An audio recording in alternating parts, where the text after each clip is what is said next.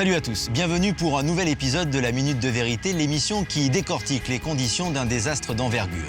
Nous sommes en juillet 1967 quand l'US Navy a failli perdre le porte-avions géant l'USS Forrestal au large du Vietnam alors qu'une roquette s'était auto-allumée. Le pont d'envol a été soufflé par l'explosion en chaîne des avions bourrés de carburant. Bilan de la catastrophe, 134 morts, 62 blessés et une vingtaine d'appareils détruits. Cet événement va accélérer l'avènement du plus grand vaisseau de guerre du monde, l'USS Nimitz. Voici la Minute de Vérité, tout de suite sur Direct 8.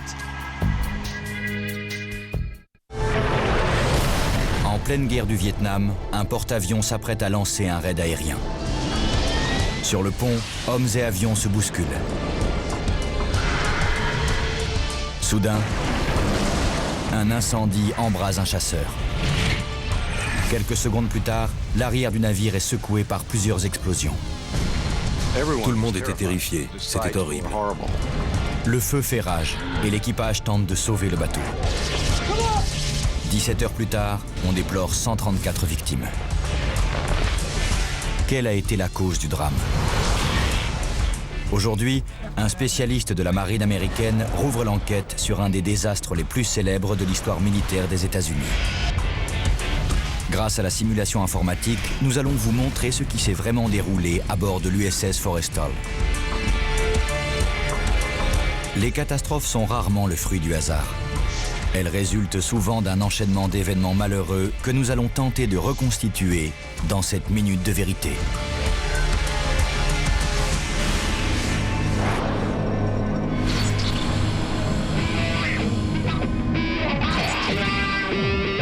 Sud-Est asiatique. Nord-Vietnam. Juillet 1967. L'Amérique est enlisée dans un conflit meurtrier. Le nombre de victimes augmente rapidement. Plus de 6600 soldats américains ont déjà été tués. Le président Lyndon Johnson veut en finir. Pour s'adjuger la victoire, il ordonne de multiplier les bombardements aériens. Mais cette guerre fait rage à des milliers de kilomètres des États-Unis et les bombardiers ont besoin de bases. C'est pourquoi les porte-avions jouent un rôle clé dans cette nouvelle stratégie. À plusieurs centaines de milles au large, ces navires gigantesques permettent de lancer des assauts aériens. Le plus gros de ces mastodontes s'apprête à participer à sa première opération au Vietnam. Il s'agit de l'USS Forrestal. Il a coûté 189 000 millions de dollars et 5 400 hommes servent à son bord. Mesurant 328 mètres de long, ce navire dispose d'un pont d'envol immense. Et sur tous les océans du globe, il représente près de 16 200 mètres carrés de sol américain. 29 juillet, 8 heures du matin. Le navire croise dans le golfe du Tonkin, à 160 km au large des côtes nord-vietnamiennes. Il s'y trouve depuis 5 jours pour lancer des raids aériens contre les Viet Cong.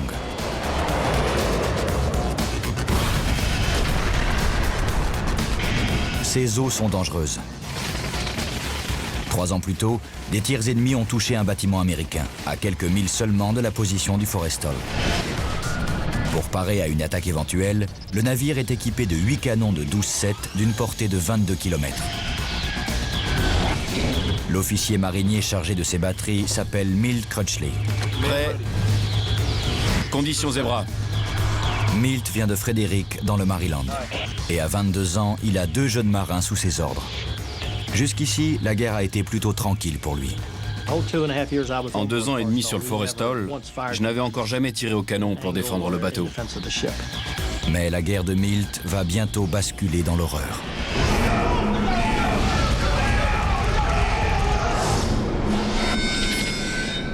« 9 heures.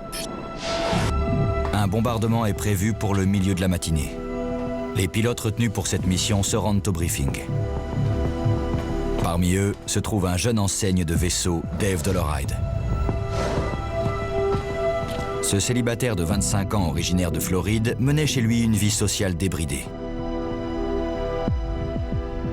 Mais la discipline de la marine l'a fait rentrer dans le rang. Je suis entré dans la marine pour faire partie de l'aéronavale. Et c'est là que j'ai grandi, mûri. Dave aura à ses côtés son ami Fred White. À 32 ans, Fred est marié et a 3 jeunes enfants qui l'attendent en Floride.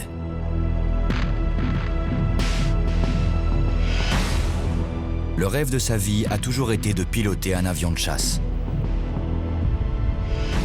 J'aime à croire que j'étais son plus grand amour, mais il adorait voler. Pour lui, c'était un rêve devenu réalité. Le chef d'escadron explique leur mission à tous les pilotes.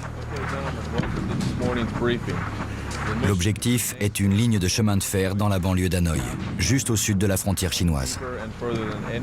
La faire sauter permettra de couper une des voies d'approvisionnement cruciales pour l'ennemi. Leur supérieur leur explique qu'ils vont emporter des bombes d'un genre différent. La veille, en effet, le Forrestal a accusé réception de 7 tonnes de missiles livrés par l'USS Diamond Head. Ces armes sont anciennes et en mauvais état. Certaines datent de la Deuxième Guerre mondiale. En les voyant, le responsable de l'armement du Forrestal a décidé de s'en débarrasser le plus vite possible. Cette mission est la 4e pour Dave en 5 jours, mais il est serein. On ne s'attendait à aucun problème en vol. C'était la routine. À 10h30, Dave Doloride et Fred White traversent le pont d'envol pour rejoindre leurs avions. Le personnel de pont s'active pour préparer les 27 chasseurs en vue de la mission, faisant le plein de carburant et d'armes. Le pont d'un porte-avions est un environnement de travail extrêmement dangereux. Au moindre faux pas, on risque d'être aspiré par un moteur ou éjecté par-dessus bord par l'échappement d'un chasseur. Et bien sûr, le navire est un véritable arsenal flottant, à bord duquel on trouve un mélange mortel d'explosifs et de carburant. En cas d'incendie, c'est le chef de la brigade sécurité, Gérald Farir, qui prend les choses en main. C'est lui qui dirige l'unité de secours d'urgence, regroupant des pompiers spécialement entraînés. À 31 ans, ce père de 4 enfants originaire de l'Arkansas est considéré par ses collègues comme le meilleur dans son domaine. À 10h32, lors de son inspection pré-vol, Dave jette un coup d'œil au missile qu'on installe sous son chasseur. L'un d'eux attire son attention. Il s'agit d'un des vieux modèles livrés la veille. Cela ne lui plaît guère. C'était une bombe de grande taille, inadaptée à un vol à grande vitesse. Et elle était rouillée car elle était restée longtemps au dépôt. Mais il est trop tard pour s'en inquiéter, car le planning est serré. Dave et Fred montent dans leur poste de pilotage et procèdent au dernier réglage.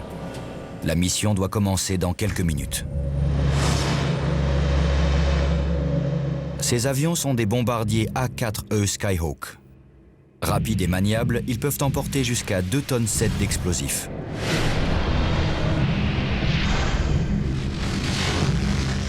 Six d'entre eux sont alignés sur le pont bâbord, à l'arrière du porte-avions. L'appareil de Dave Doloride est séparé de celui de Fred White par un autre avion. Pour bombarder la voie de chemin de fer, ils vont avoir besoin de soutien. C'est pourquoi, côté tribord, se trouvent 7 chasseurs F-4 Phantom fabriqués par McDonnell Douglas. Les commandes du Phantom 110 seront entre les mains d'un pilote chevronné, Jim Bangert. Son rôle, protéger les bombardiers en détruisant les canons de DCA. 2 fois plus rapide que le Skyhawk, le Phantom est armé jusqu'aux dents. Son armement se compose, entre autres, de 24 roquettes unies logées dans des nacelles installées sous les ailes.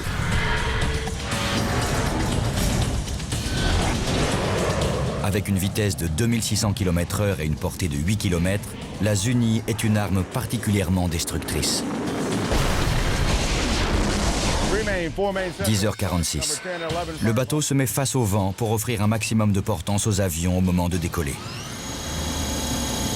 Les catapultes à vapeur du Forrestal projettent les 2 premiers avions qui passent de 0 à 240 km/h en 3 secondes.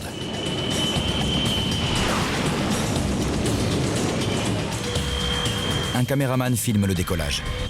Ces images sont utilisées pour la formation des pilotes et servent aussi à améliorer la sécurité. 10h51. Les moteurs des avions sont mis en marche par des groupes électrogènes mobiles. Le personnel de pont arme les missiles et les pilotes effectuent les dernières vérifications. À 10h51 minutes et 21 secondes, Fred White et Dave Doloride s'apprêtent à s'installer sur la catapulte. Mais soudain, un éclair est suivi d'une forte déflagration.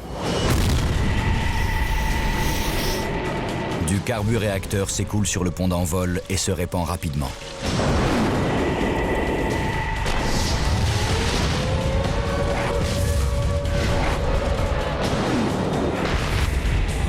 Le brasier engloutit les Skyhawk. Fred et Dave sont encerclés par les flammes. S'ils ne sortent pas de leur cockpit dans les secondes qui suivent, ils périront carbonisés. Le plus gros porte-avions du monde, l'USS Forrestal, est la proie d'un incendie. Et du carburant en feu continue de se répandre sur le pont. 10h52. Fred White et Dave Doloride tentent de s'extraire de leur avion. Ils doivent faire vite, mais au milieu de la fumée et de la fournaise, Dave peine à se dégager de son harnais. J'étais terrifié, mais je savais que pour survivre, je devais sortir de cet avion. Il réussit enfin à se libérer et se prépare à sauter. C'est alors qu'il se rend compte qu'il est toujours relié par son tuyau d'oxygène. Il l'arrache et saute 3 mètres en contrebas sur le pont en flammes. J'ai sauté sur le côté gauche de l'avion.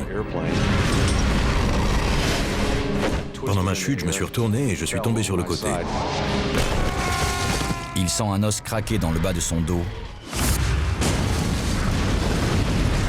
et la douleur le cloue au sol. L'incendie gagne en intensité. Le chef de la brigade sécurité, Gérald Farir, et ses hommes accourent vers les Skyhawks. Sur ces images, on voit Gérald arriver le premier, armé d'un simple extincteur. Il l'essaye pour s'assurer de son bon fonctionnement, puis s'attaque aux flammes qui lèchent le ventre du Skyhawk le plus proche.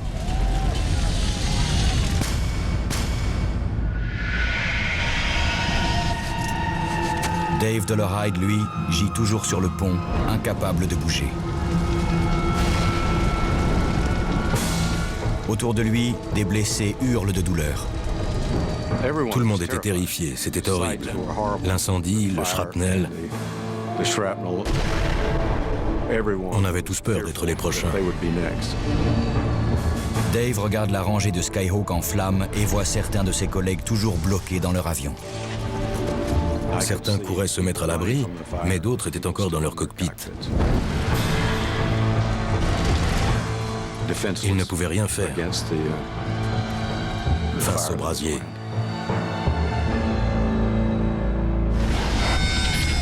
« 10h52 minutes 55 secondes. 94 secondes après le début de l'incendie, Gérald Farir et ses hommes luttent contre les flammes.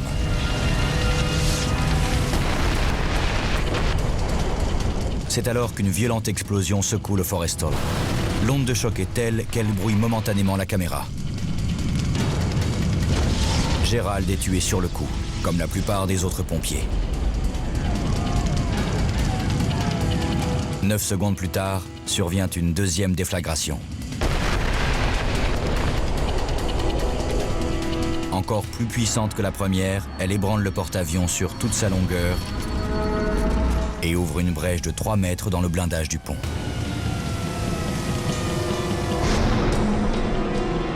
Du carburéacteur enflammé s'engouffre dans les entrailles du bâtiment.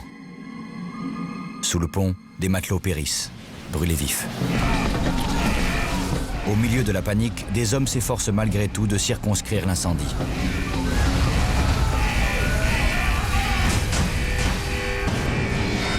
« 10h55 minutes et 20 secondes. Le feu fait rage depuis près de 4 minutes. Dans la salle de contrôle des tourelles, convaincus qu'ils sont victimes d'une attaque, Milt Crutchley et ses hommes attendent les ordres. De cette pièce, ils peuvent faire tirer les 8 canons du navire pour riposter.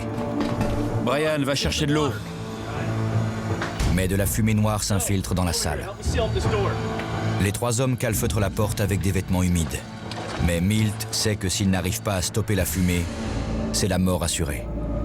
La plupart des gens qui meurent dans les incendies sont victimes de la fumée. Même loin des flammes, la fumée peut vous tuer. Dave Dollarhide, quant à lui, est toujours couché sur le pont d'envol. Il doit s'éloigner au plus vite s'il ne veut pas être rattrapé par les flammes ou déchiqueté par une nouvelle explosion.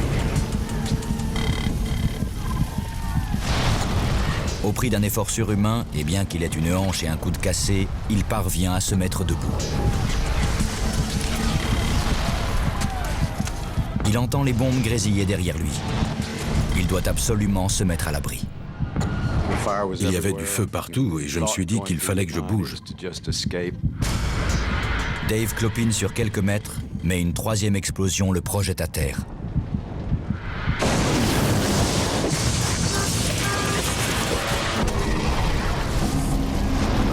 Puis, 4 autres déflagrations dévastent la poupe du vaisseau. «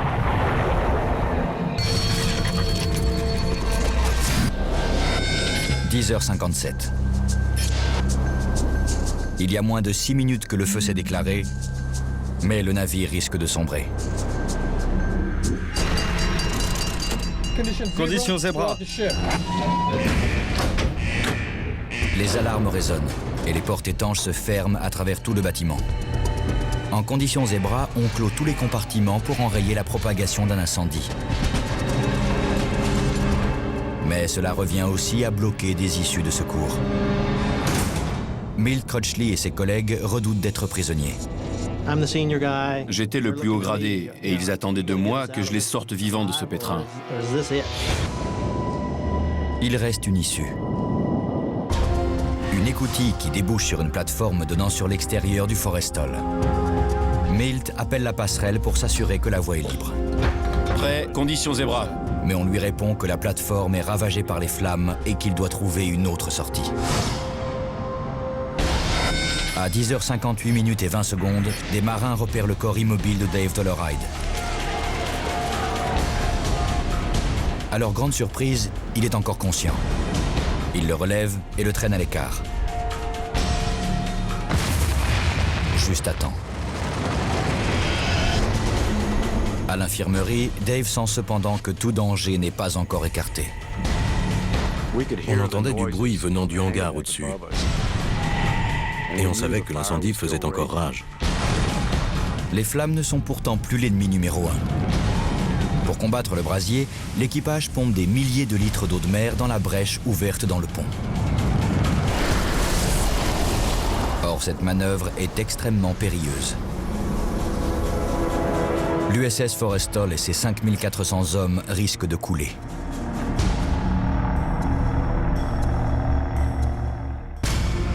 Pour le porte-avions, la situation est des plus critiques. Il donne fortement de la bande et les pompiers doivent combattre les flammes sur le pont d'envol et en dessous. L'officier marinier Milt Crutchley est toujours bloqué dans la salle de contrôle des tourelles avec ses 2 hommes et une épaisse fumée continue de s'infiltrer. Il s'allonge par terre pour respirer le peu d'oxygène restant. On dit qu'il n'y a pas d'AT dans les tranchées. Il n'y en a pas non plus sur les navires en flammes. J'ai prié Dieu qu'il me tire de là. Milt ne sait que faire. Si lui et ses hommes restent où ils sont, la fumée les asphyxiera. S'ils sortent sur la plateforme, ils risquent de finir brûlés vifs. On a tous les 3 conclu que si on ne sortait pas de là, on y resterait pour l'éternité. Risquant le tout pour le tout, Milt conduit les 2 marins sous ses ordres à travers un couloir rempli de fumée. Mais chaque porte débouche sur un cul-de-sac. Les 3 hommes suffoquent. Ils n'ont plus que quelques minutes pour trouver une solution.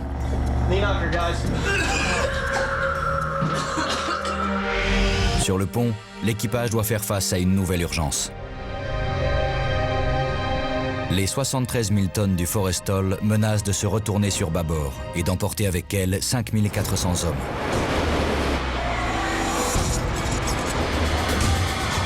Les matelots se précipitent vers les réservoirs pour pomper le carburant d'un bord vers l'autre. Ils doivent impérativement alourdir le flanc tribord pour éviter le naufrage. Les explosifs grésillent sous l'effet de la chaleur intense dégagée par l'incendie. Le capitaine de frégate Billing ordonne à l'équipage de se débarrasser de tout ce qui risque de sauter. Les marins font donc basculer par-dessus bord des tonnes de bombes et des avions valant plusieurs millions de dollars.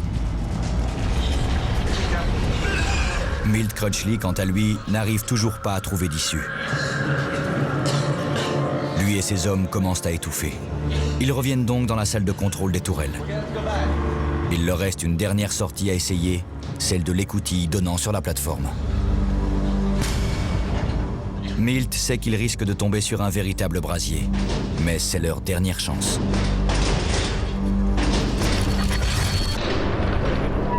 Lorsqu'ils ouvrent l'écoutille, c'est l'air du large qui les accueille. Cette première bouffée d'air, c'est un peu un élixir de vie. C'est une renaissance. La plateforme a miraculeusement été épargnée par les flammes. Milt et ses hommes se hissent jusque sur le pont. Ils sont exténués, mais heureux. L'adrénaline est retombée, on était vidé. On se foutait du reste. On avait eu notre dose d'action pour la journée. On ne voulait plus qu'une chose. Se reposer, respirer. On était content d'être en vie.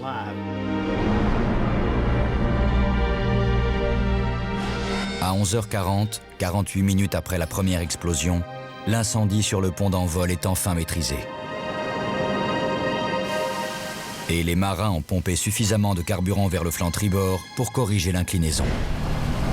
Mais il faudra encore 16 heures pour maîtriser les flammes qui font rage sous le pont. À 4 heures le lendemain matin, le commandant du Forrestal, le capitaine de frégate Billing, s'adresse à son équipage. Je veux que vous sachiez que le Forrestal file de nouveau à 25 nœuds. Après 17 heures d'horreur absolue, on déplore 134 victimes. Le premier ordre que reçoit Milt Crutchley après avoir échappé à la mort est d'aider à transporter les cadavres de ses camarades. Vous ne pouvez pas ne serait-ce qu'imaginer une telle horreur.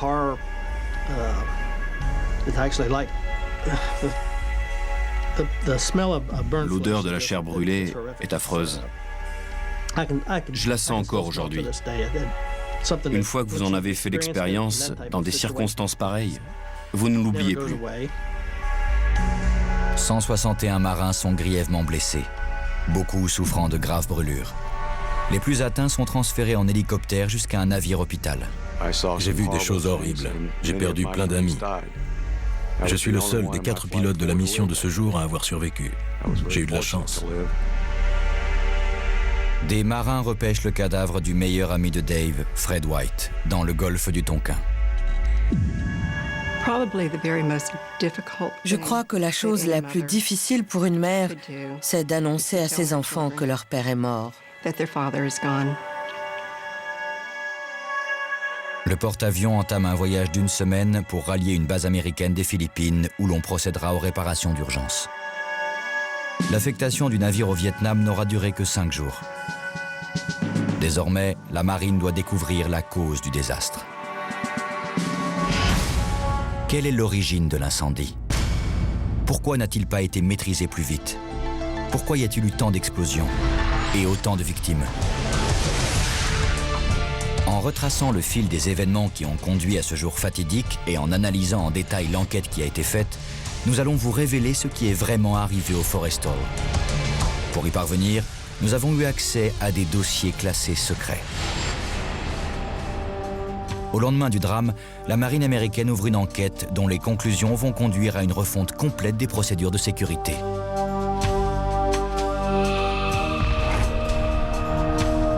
Cet homme a tout lieu de s'intéresser au Forrestal. En effet, le capitaine de frégate Robert Stanley est enquêteur dans la marine. Il est donc bien placé pour évaluer l'impact de ce désastre.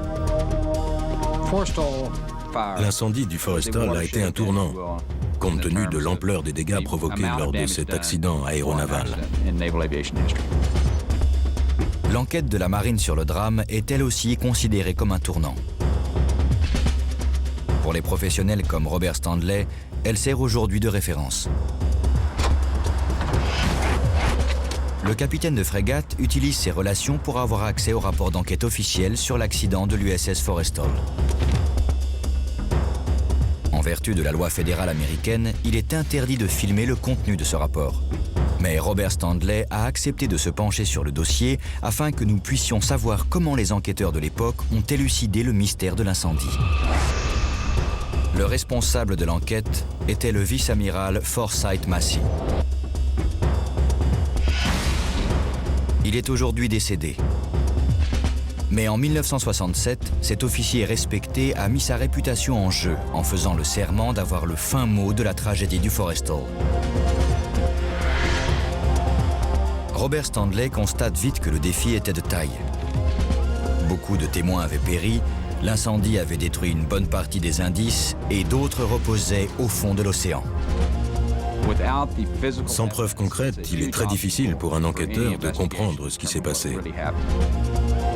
Massey devait établir si l'incendie du Forrestal était un accident isolé ou s'il risquait de se reproduire.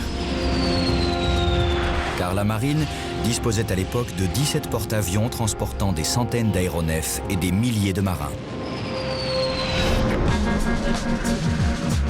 Le rapport d'enquête nous apprend que Forsyth Massey a commencé par interroger des centaines de témoins oculaires. La première étape consiste à déterminer la cause de l'incendie. Franchement, j'ai supposé qu'on nous attaquait. Beaucoup pensent avoir été victimes de tirs ennemis. La deuxième explosion a été plus puissante que la première. Ils évoquent des missiles qui auraient frappé le bateau et des bombes explosant sur le pont. Le vice-amiral Massey a un moyen de vérifier leur dire. Le radar. L'USS Forrestal était équipé d'un des radars les plus sophistiqués au monde, d'une portée de 320 km et capable de repérer des avions à 15 000 mètres d'altitude. Mais en épluchant le journal de bord en date du 29 juillet, l'enquêteur constate que le radar n'a strictement rien signalé. L'hypothèse d'un tir ennemi étant écartée, le vice-amiral se concentre sur le porte-avions lui-même. Sa meilleure source d'information est le film tourné par la caméra embarquée. Espérant y trouver un indice, il demande qu'on en fasse des copies.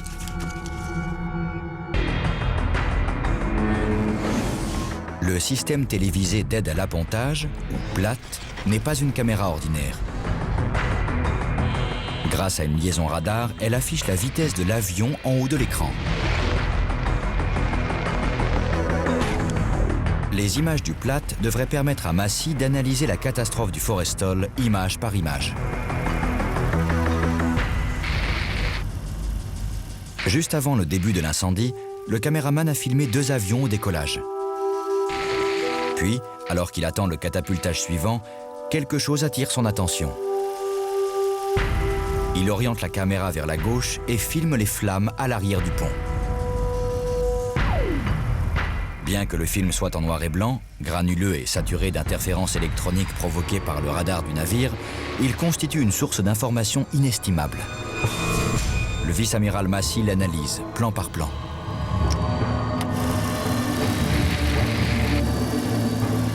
À force d'attention, il remarque un premier indice qui va permettre d'expliquer pourquoi 134 hommes d'équipage ont péri à bord de l'USS Forrestal.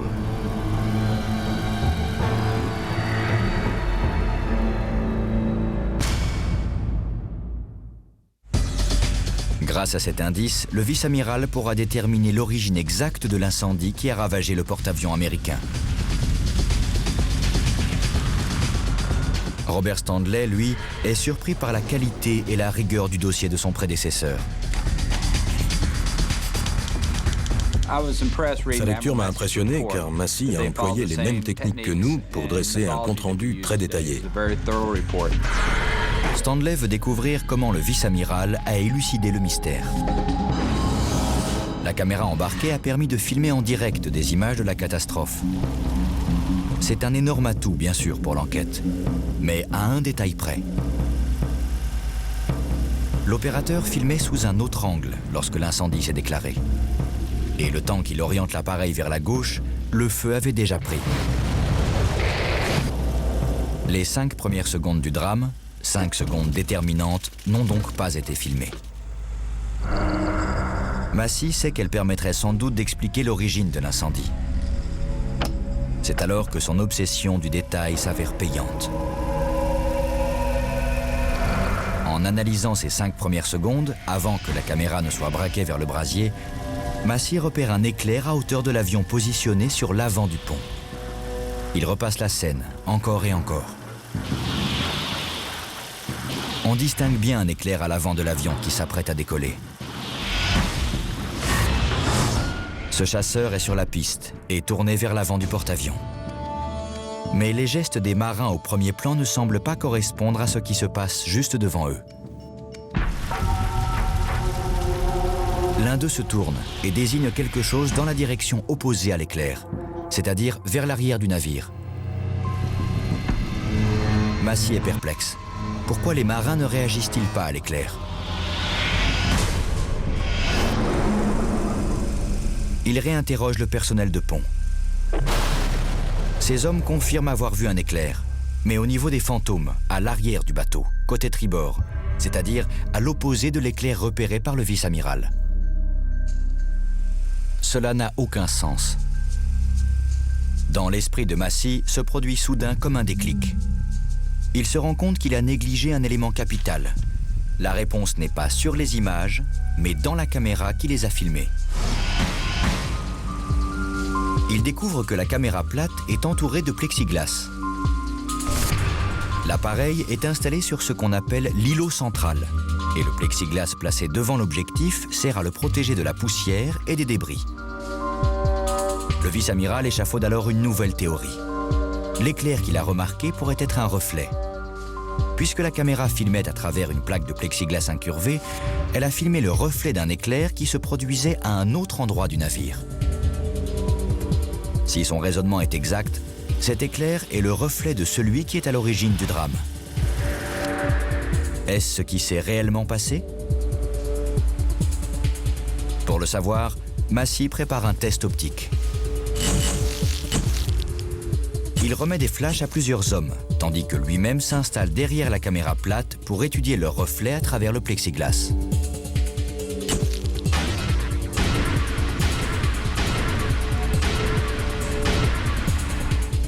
Après plusieurs essais, un flash reproduit très exactement l'éclair détourné par le plexiglas, quelques secondes avant le début de l'incendie. Cette démonstration lui permet de définir l'emplacement exact de l'éclair original. En analysant des plans détaillés du pont et en appliquant des formules élémentaires de géométrie, Massey élabore une théorie sur la genèse du drame.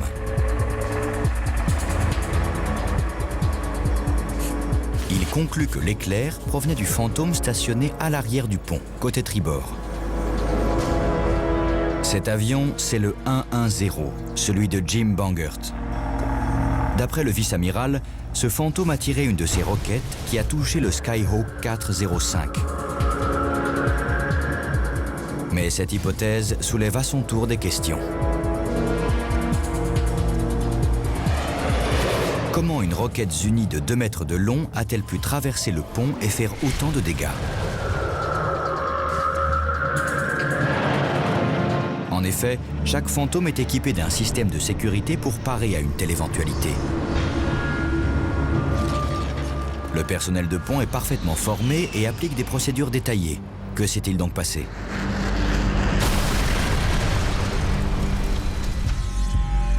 Est-ce une erreur humaine? Un incident d'origine électrique? Une faille dans les procédures de sécurité? Vu le nombre de fantômes en service, la marine doit-elle redouter un autre désastre du même genre? Il faudrait que le vice-amiral puisse vérifier les systèmes de sécurité du fantôme de Jim Bangert pour découvrir pourquoi ils n'ont pas fonctionné. Mais le chasseur repose au fond du golfe du Tonkin. Massey tente donc d'avoir accès à un autre fantôme. Et pour comprendre ce que son prédécesseur a trouvé, Robert Stanley doit lui aussi inspecter un chasseur du même modèle. Les F-4 ont été retirés du service en 1996. Mais le Musée national de l'aviation de guerre de Horseheads, dans l'État de New York, en conserve un exemplaire. Il est équipé comme l'était celui de Jim Bangert. Chaque nacelle est reliée aux commandes du poste de pilotage par un circuit électrique. En appuyant sur le bouton de mise à feu, le pilote envoie un signal à la nacelle qui fait partir la roquette. Mais sur le pont d'un porte-avions, une telle manœuvre est théoriquement impossible pour une raison très simple. Par mesure de sécurité, les nacelles ne sont électriquement reliées au poste de pilotage que quelques secondes avant le décollage. Ce n'est donc que lorsque l'avion est positionné sur la catapulte que le personnel de pont prépare la nacelle pour le combat.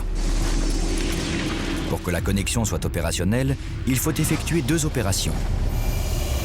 Retirer la goupille de sécurité de la nacelle, puis brancher un appareil appelé queue de cochon. Cette pièce vient compléter le circuit électrique de mise à feu reliant les nacelles aux manches du pilote. Si une roquette Zuni est tirée accidentellement, comme lors de cette démonstration, elle se perd en mer sans exploser. Le système est théoriquement fiable à 100%. Pourquoi ces procédures n'ont-elles pas fonctionné à bord du Forrestal?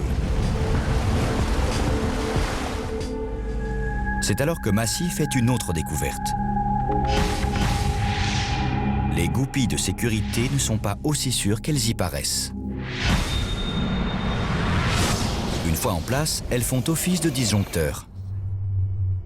Mais le vice-amiral apprend que le ruban accroché à la goupille offre une prise au vent et que lorsque celui-ci est violent, il arrive que la goupille sorte de son logement. Des marins en ont même parfois retrouvé sur le pont. Or, le jour de l'incendie, il est établi que le vent soufflait fort sur le pont du Forrestal. Pour être efficace, la goupille doit être enfoncée totalement. Mais par vent fort, il y avait 32 nœuds ce jour-là, elle a tendance à se désengager partiellement ou complètement. Massey pense donc que c'est ce qui s'est produit le jour du drame. Mais il restait cependant le mécanisme de sécurité numéro 2. La queue de cochon. Il faut absolument qu'elle soit branchée pour qu'on puisse tirer une roquette.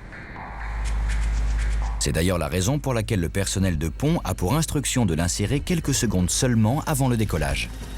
Mais ces entretiens avec l'équipage vont permettre au vice-amiral de comprendre pourquoi une roquette Zuni a bel et bien été tirée.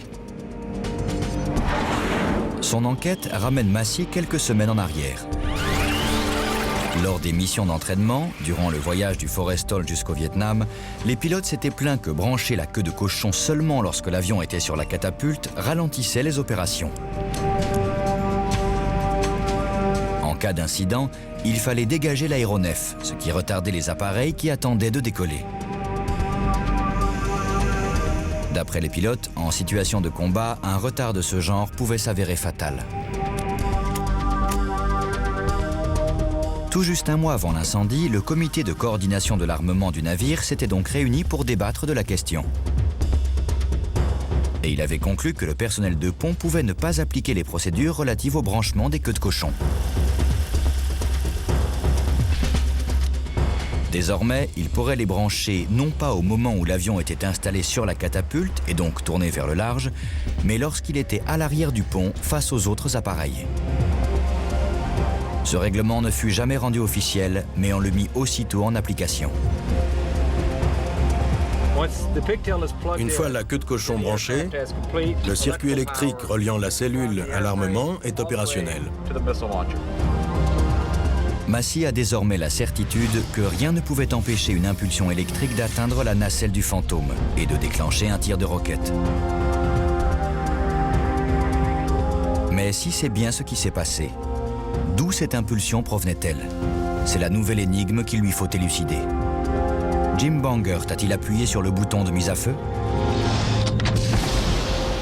Le vice-amiral réécoute l'enregistrement de l'interrogatoire du pilote.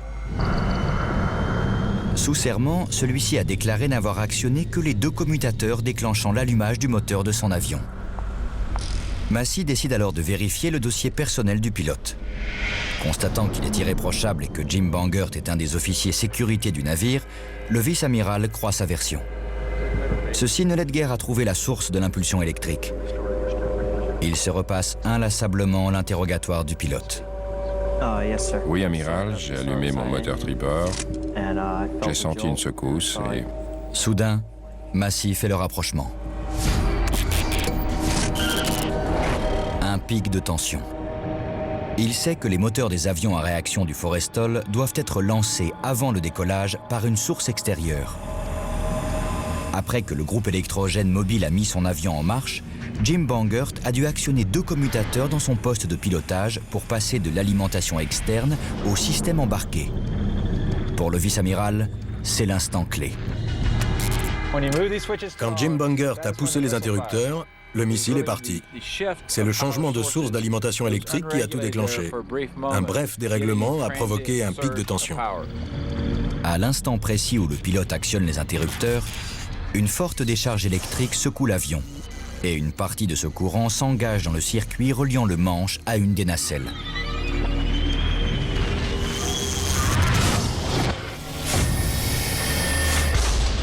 La goupille étant enlevée et la queue de cochon déjà branchée, la roquette part aussitôt.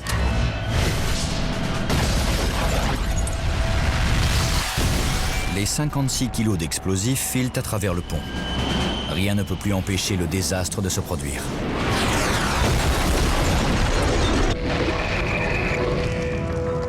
C'est une énorme avancée dans l'enquête. Le vice-amiral Massey sait désormais comment l'incendie s'est déclaré, mais il lui faut encore comprendre pourquoi il s'est répandu aussi vite et en faisant autant de dégâts.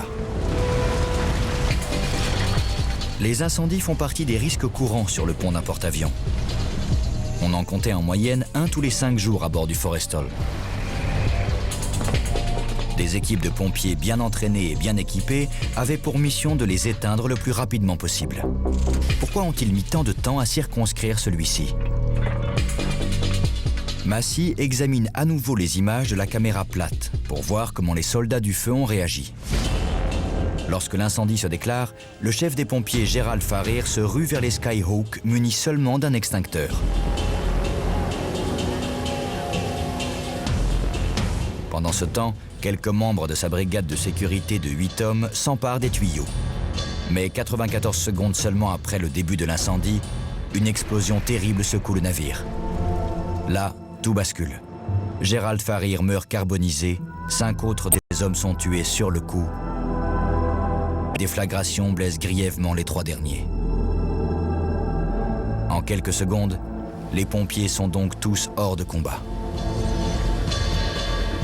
Dès lors, ce sont des novices qui luttent contre la fournaise. Comme le montrent les images de la caméra plate, ils utilisent de l'eau et de la mousse. Et un enquêteur chevronné comme le vice-amiral Massey comprend aussitôt que c'est une grave erreur.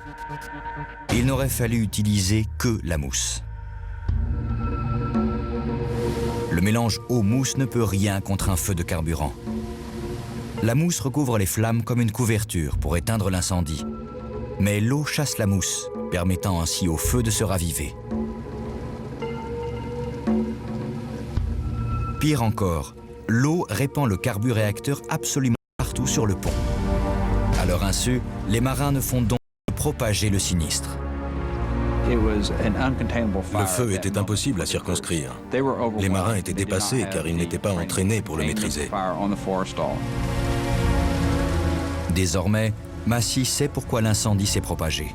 Mais cela n'explique pas le dernier mystère du feu. D'où sont venues les déflagrations qui ont tué ?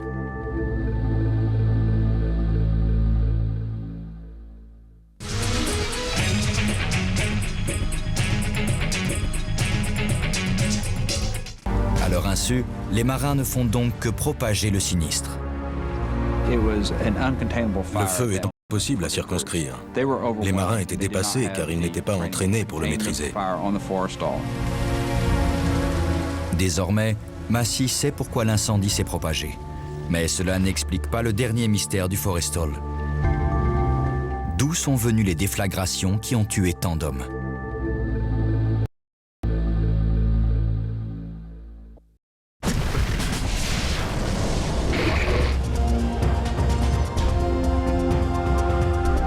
C'est l'ultime énigme que le vice-amiral Massey doit encore élucider pour comprendre pourquoi il y a eu autant de victimes, maintenant qu'il sait comment la roquette Zuni a mis le feu aux poudres.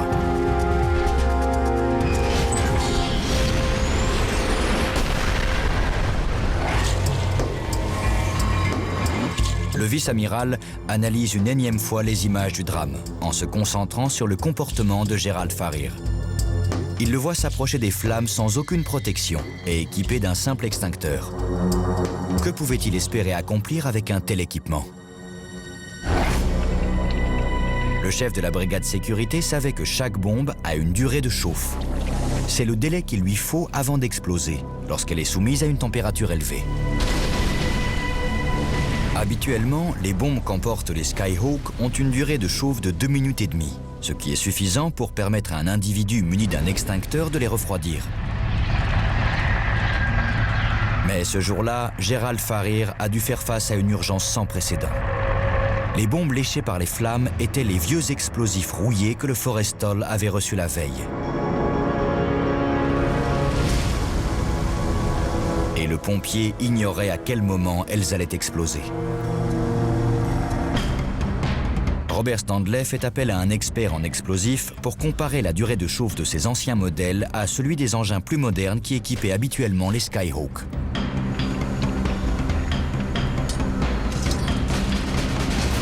Les essais sont éloquents. La durée de chauffe des vieilles bombes est inférieure de plus d'1 minute à celle des munitions modernes. Lorsque Gerald Farir parvient à leur hauteur, l'une d'elles est déjà éventrée et chauffée à blanc. Il ordonne aussitôt à ses hommes de se mettre à l'abri. Il sait que l'explosion n'est plus qu'une question de secondes.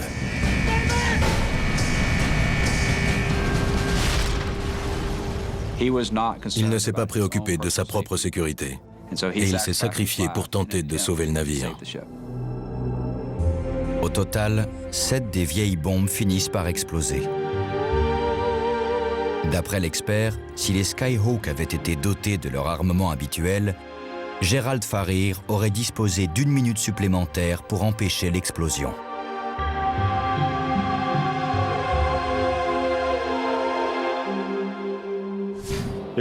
Avec seulement 60 secondes de plus, on aurait très certainement pu maîtriser l'incendie bien plus vite. Et ça aurait empêché d'autres explosions. Dans son rapport d'enquête, le vice-amiral Massey conclut que l'utilisation de missiles anciens à bord du Forrestal est responsable de la mort d'une bonne partie des 134 victimes.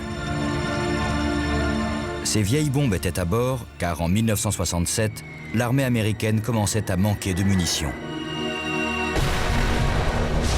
Cependant, le gouvernement avait demandé qu'on multiplie les raids aériens sur le Vietnam. La décision a donc été prise d'embarquer à bord du Forrestal des bombes plus instables.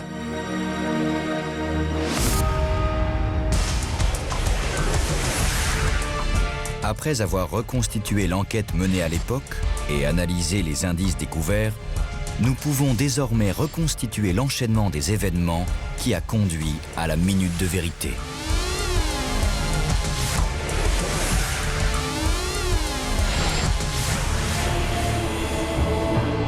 10h45.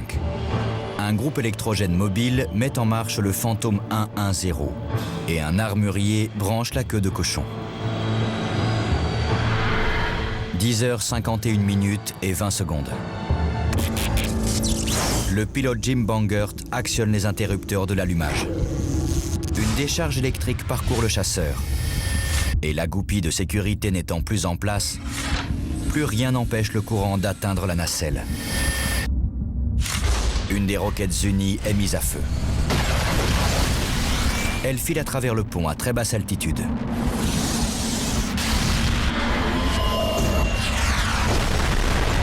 Puis, elle frappe le réservoir d'un autre avion, le Skyhawk 405. Plus de 1500 litres de carburéacteur se déversent et prennent feu. Sous l'impact de la roquette, 2 vieilles bombes se décrochent de la nacelle du bombardier.